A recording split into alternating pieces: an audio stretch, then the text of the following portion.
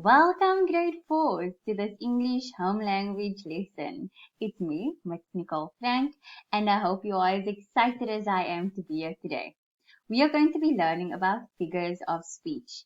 Try and give poetry and language and stories a little life, okay? Because that is exactly what figures of speech does.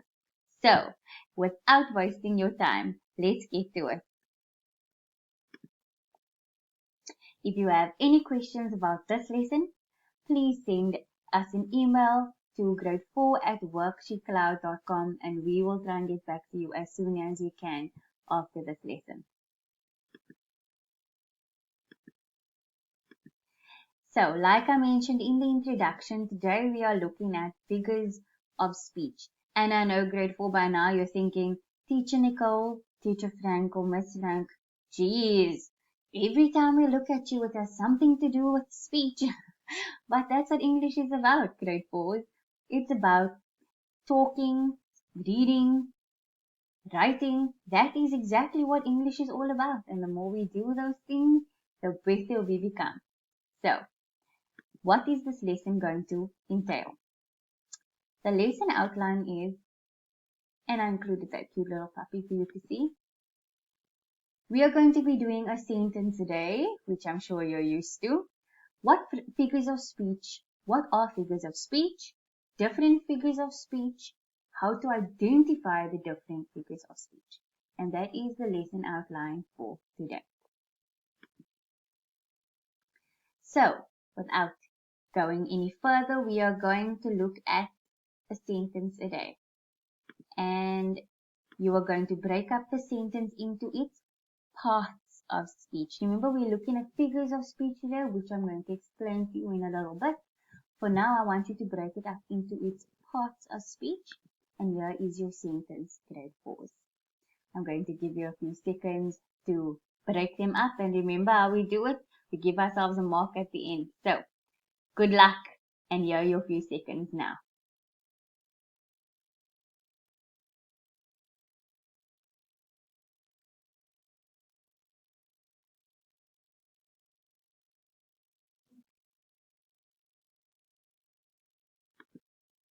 So, we definitely have a definite article there somewhere. Common noun, a verb, a common noun, again, and an adverb of place. So, like I like to do with you, usually I take my pen out and you may take yours and I draw lines to show the different parts of speech and where they go. So, remember the is a definite article. But before we get into it, I'm going to read the sentence, and that's very important, grade 4, is that we read the sentence before we just rush into it. Because sometimes, like I've mentioned before, the function of the word is different to what you first thought it would be. So, the children played games inside. Okay? So, the is a definite article. And I'm going to draw a very huge and ugly line to my definite article. And then children, they are a common noun. It is a common noun. Played is a verb. It expresses the action of the sentence. Games are also known as a common noun. And inside tells me where the games were played, and that is an adverb of place. I hope you got them all right. Grade 4s, because you should be giving yourselves a mark out of 5. And I'm sure all of you got 5 out of 5. Awesome. Let's move on.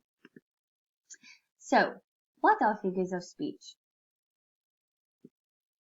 Well, they are figures of speech are literary devices that makes poems, stories, or text more creative and imaginative. Now that is a mouthful, grade 4s, but what is it trying to tell us? It's telling us that they are used to make these things, the poems, stories, texts, more creative and imaginative, and they are literary devices. So they are used to tell us more or create an image in our mind about these topics. Okay. They are based in a non-literal sense, which means that they are not based on fact. Okay. They are based on using our imagination, creating visual imagery in our minds. And that is what figures of speech does. They create that image in your mind of different concepts. So usually if I said, there's a boy, okay, I'm not really indicating what's special or what's different about that boy. Whereas figures of speech adds to the sentence, and I could say, there is a boy as tall as a mountain. And now you can kind of picture that it's a boy that is tall. So that is what figures of speech does. They create an effect. They create description and humor in a text. So today we're going to learn a few, not all of them, and just a few so that you can get your mind wrapped around figures of speech. Okay, grade 4. Let's move on. So the first one we're going to look at is a simile. Okay, and you can say that word out loud because I like it when my children say it out loud. You get a feel for the word and you also get the right pronunciation. So simile. And a simile is a comparison where we use as or like. A comparison between two things using the word as or like. So it's quick to spot a simile because you'll quickly see, oh, I see as or I see like, and immediately you will know, okay, it is a simile. For example, and I'm going to get out of your way before I block important information. So, for example, she's as pretty as the sunset. Oh, can you see that, grade 4s?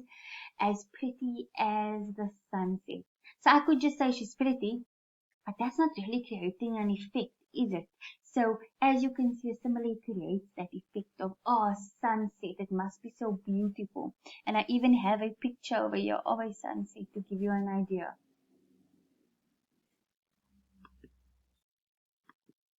And he is as big as a mountain. So he isn't just big.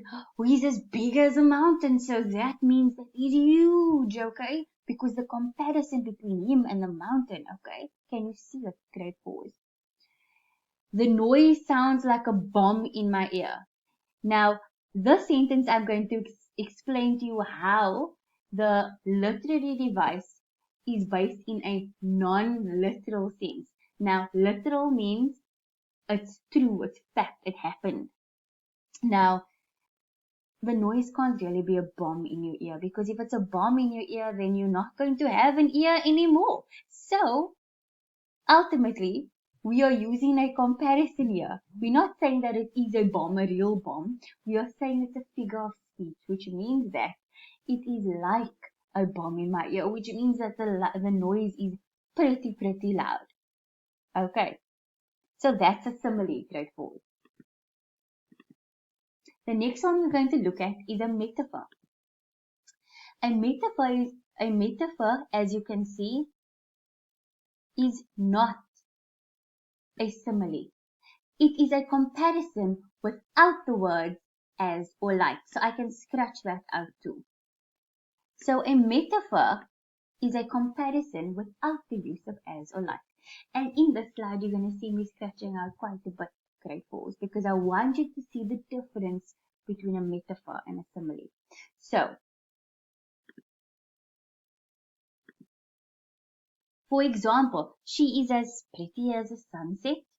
He is as big as a mountain. The noise sounds like a bomb in my ear. This seems like similes.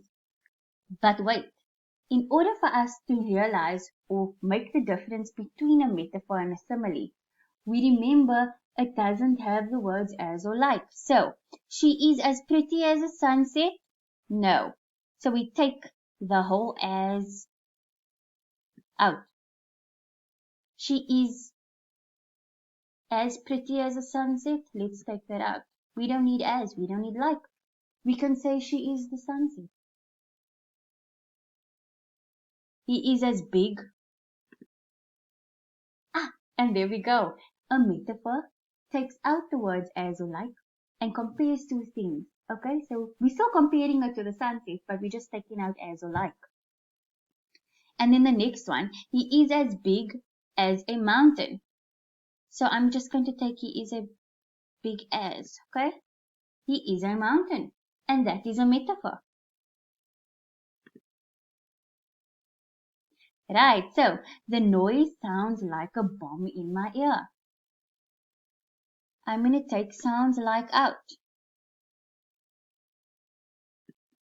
And we are going to see the noise is a bomb in my ear.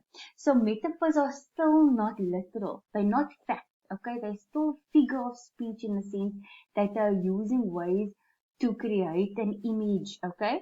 But we are taking out the words as or like. We are just giving a direct comparison. So she is a sunset, he is a mountain, and the noise is a bomb in my ear.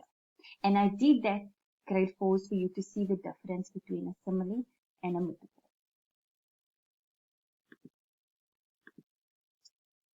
Alliteration. Alliteration is when you start consecutive words or words closely related in a sentence with the same consonant letter. Consonant letters are all letters that are not vowels. Okay? So when we're starting our words with the same letter, consonant letter, after each other or closely after each other, we call it alliteration. And here are some examples. For example, John jumped for joy. Betty bought butter. Dan dreamed of dinner. And I have a picture of butter there for you. So before I move on, I'm going to get a nice different color pen. And we are going to go through this example. So John jumped for, doesn't have a J, but joy does. So it doesn't have to be consecutive all the time as long as they're closely related in the sentence. As you can see, even though 4 doesn't have, this is still an example of alliteration. Betty bought butter. Okay, now those words are right next to each other. They are consecutive. And then lastly, Dan dreamed of dinner. Again, of doesn't have a D, yet we can still say that this is alliteration because it is words that are closely related together. So that is alliteration. Rhyme. Words that sound the same sound the same are placed at the end of a sentence or phrase. Think of poetry. So it's words that go at the end of a sentence or phrase right after each other and they are rhyming. So sometimes it can be the very next sentence afterwards or it can be every second sentence that rhymes, okay? And that's how you see most of the time we see it in our poetry, okay? And over here I have an example of a poem, well, a very, very short poem to kind of show you how we can use rhyme in sentences or in text. There was a boy who played with his toys. He made so much noise. So as you can see, the words at the end of the sentences, they rhyme. They sound like each other.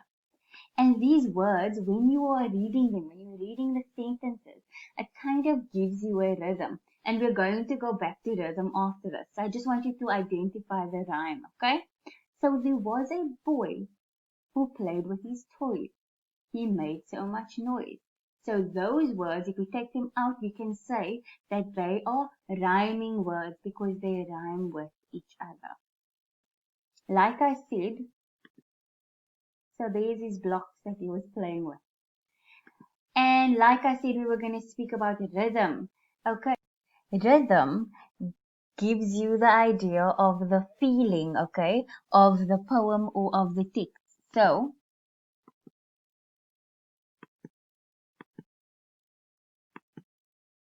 it is a strong, regularly repeated pattern of movement or sound.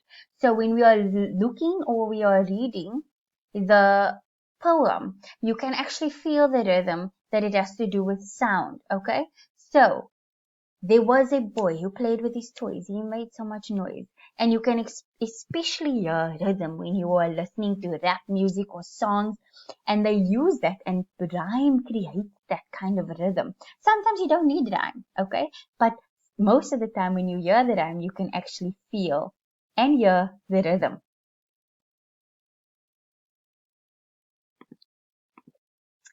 So identifying figures of speech, okay? And we're going to focus on the ones that we've learned today. Over here we have different sentences, okay? And each of these sentences has a figure of speech in them. I'm going to read them first, and then I'm going to place the figure of speeches on the screen. However, grade 4s, they are mixed up. So you're going to have to place them next to the correct ones. Sandy was as rich as chocolate. Michael moved many boxes. She was the moon. Bertie bought better books. Stand tall, do not fall. They were like glue. Okay, so with those sentences up there, please take a look at the different figures of speech. And I'm going to leave it on here for a few seconds so that you can work out which one goes with which one.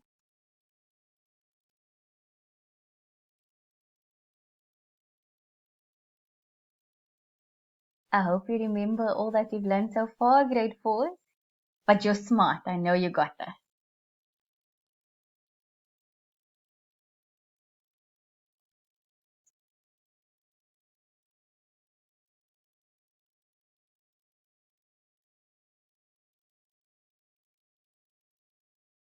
Okay, so let's start together.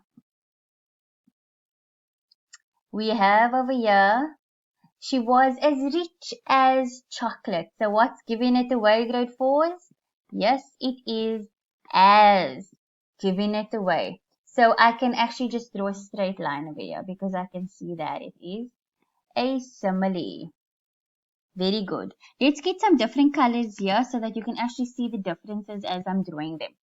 Michael moved many boxes. So as you can see, we have a repetition of consonant letters in the beginning of those words, and they are consecutive words. Remember, it doesn't have to be consecutive, but in the sentence they are. So they are known as alliteration. I'm going to draw to the first box of alliteration over here. And then we're going to go get a different color. She was the moon. Now I'm comparing her to the moon without using the words as or like. So that is telling me that it is a metaphor. Grade 4s. Very good. And we go again back to our pen so that we can get different colors. And Bertie bought better books. B, B, B. That's quite obvious, right? So we have B, B, B, B. And that's what we call alliteration. And we have another alliteration here at the bottom. And remember, we're trying to use different colors so that we don't get confused. Stand tall, do not fall. As I can see that my words at the end are rhyming. So I have tall and I have fall, and they rhyme. So that would be an example of rhyme. Very good, grade 4s. And the last one, they were like glue, which means that they were stuck together. They were quite close, eh? But I'm using the word like. And when I use the word like, I'm telling people that it is a comparison and it's a simile. And we have another simile at the end. And that looks like I'm actually drawing it to rhyme, but it's a simile. I hope you all got that, grade 4. I'm sure you did. So I'll leave it on for a few seconds for you to just check the answers and check your answers and see how many you got out of 6. So there were 6 questions. How many did you get right? 6 out of 6.